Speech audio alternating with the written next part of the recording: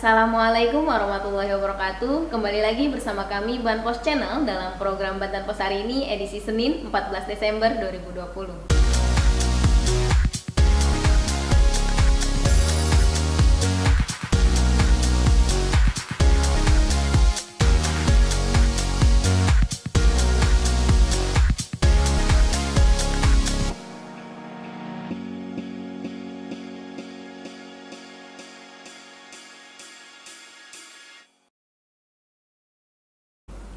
Saya Irat Suirat, saat ini bersama dengan pimpinan redaksi Banten Pos, Bang Chandra Maga yang akan menyampaikan ringkasan berita pada koran harian Banten Pos edisi hari ini. Tapi sebelum lanjut, jangan sumeh untuk subscribe channel YouTube Banpos karena banyak video menarik lainnya yang tayang pada channel YouTube ini.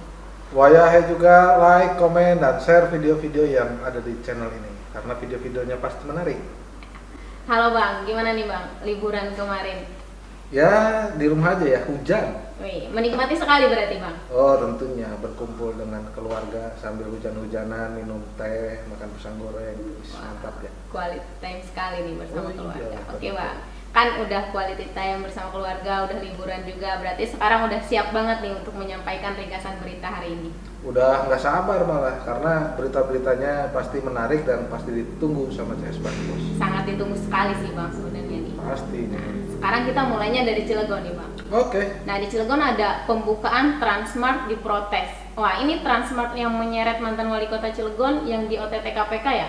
Ya betul, waktu itu sempat di OTT KPK ya dalam kasus dugaan korupsi suap perizinan Transmart ya. Ya. Akhirnya kemarin dibuka minggu kemarin ya, minggu lalu, dan ternyata mendapat protes dari warga karena Transmart ini kan ada di sebut saja pusat kota ya. Iya. Jadi ini menimbulkan kemacetan sehingga warga mempertanyakan bagaimana sebenarnya AMDAL lalu lintasnya sehingga Transmart ini tetap menimbulkan kemacetan begitu. Oh, berarti sampai sekarang dia masih berjalan nih Bang, walaupun ada penolakan dari warga. Ya pastinya terus berjalan ya karena secara izin sudah resmi semua, sudah keluar. Artinya secara operasional mereka sudah berhak. Cuma ada di sini kan ada warga yang merasa terganggu dan mempertanyakan bagaimana proses perizinannya karena ya kita seperti kita tahu awalnya izinnya ini memang bermasalah karena yaitu akibatnya yang menyeret mantan wali kota ya Pak Iman Haryadi menjadi terpidana dalam kasus korupsi suap di perizinan Transmart ini. Kita sekarang ke Lebak nih Bang. Oh ya, ayo. Di Lebak ada ratusan miliar anggaran diusulkan. Wah, ini untuk apa nih Bang anggarannya?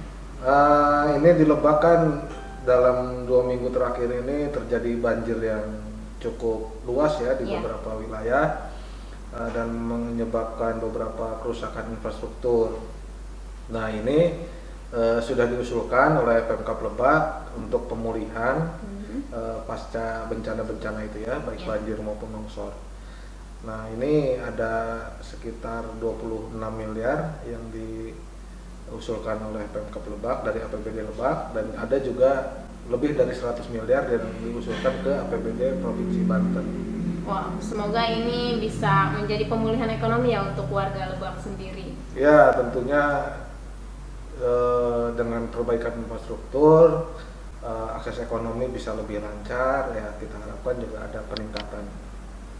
Seperti biasa nih Bang, kalau untuk hari Senin kita kan punya edisi khusus Ya, ada liputan utama dan ada in-depth-nya Ya. Tapi sebelum ke in-depth nih Bang, kita ke liputan utama dulu. Ya. Di liputan utama ada gaya komunikasi polisi dikritik. Wah, kenapa nih Bang? Ada apa nih dengan gaya komunikasi polisi? Ya, ini terkait dengan penahanan ya, Imam Besar FPI yaitu Habib Rizik Syihab. Nah, ini mendapat respon dari sejumlah elemen di Provinsi Banten ya. Ini kita ada dari Serang dan dari Pandeglang yang mengecam ya atau menyayangkan peristiwa penahanan ini karena dianggap berlebihan. Terus dari Pandeglang juga ada sejumlah kelompok massa yang mendatangi kantor-kantor polisi. Mereka mendesak untuk agar polisi melepaskan Habib Rizik dan mereka juga bertekad untuk datang ke Jakarta untuk di penjara menyerahkan diri ke Polda Metro. Kalau untuk tanggapan dari kepolisiannya sendiri gimana nih Bang menanggapi itu? Ya mereka kan melayani ya, Iya. artinya polisi menerima pendukung Habib Rizik yang datang dan mereka menerima aspirasinya dan tentunya akan disampaikan kepada pihak kepolisian yang lebih tinggi begitu. Oke, sekarang kita ke in-depth-nya nih Bang. Di Boleh. in-depth ada 2 berita, tapi yang pertama ada kemenangan coba diganjal. Wah, perihal apa nih Bang? Ini kita menurunkan in-depth soal pilkada serentak yang ada di Provinsi Banten ya. Iya. Yang in-depth pertama yang tadi yang soal kemenangan coba diganjal itu adalah beberapa pasangan calon yang dinyatakan kalah ya dalam quick count maupun di rekap KPU yang saat ini masih berjalan. Iya. Nah ini mereka berusaha melakukan gugatan ya, baik di Cilegon, di Kabupaten Serang maupun di Kabupaten Pandeglang. Nah mereka masih mempermasalahkan kemenangan-kemenangan yang diraih oleh lawan-lawannya. Kemudian Bang, di dalamnya ada apa lagi nih? Ini karena formatnya tulisan 1 halaman ya, di bagian dalam tulisan juga ada soal partisipasi pemilih yang ternyata di bawah target. Wow, kok bisa Bang? Ya, terutama ini terjadi di Kabupaten Serang ya. Jadi KPU menetapkan target itu kan 75% pemilih ya. Tapi dalam realitanya ini masih di bawah 65%. Masih ada 10% lagi ya? Ya, jadi yang mereka jadikan faktor penyebab adalah selain karena masalah COVID-19 juga masalah bencana yang beberapa hari terakhir terjadi sebelum maupun di masa pencoblosan. Oke. Selanjutnya ada Euforia Kota Baja. Wah, ini kenapa nih Bang judulnya kayak gini nih? Ini masih terkait dengan pilkada serentak. Cuma kali ini memang kita sengaja menyoroti pilkada di Kota Cilegon ya, untuk 1 halaman karena menurut kita ini menarik